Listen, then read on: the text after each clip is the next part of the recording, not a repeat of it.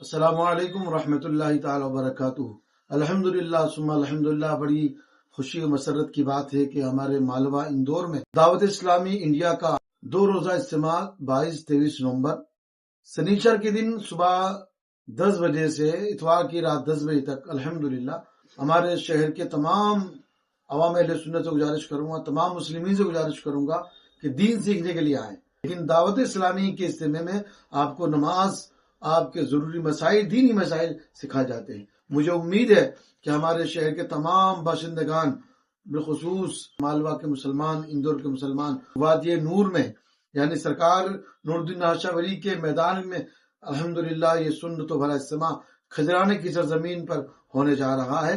آپ حضرات سے گزارش ہے کثیر تعداد میں آپ بھی تشریف لے جائیں، اپنے بچوں کو بھی لے کے جائیں۔ اللہ ہم سب کو اجتماع کو کامیاب بنانے کی توفیق عطا فرمائے۔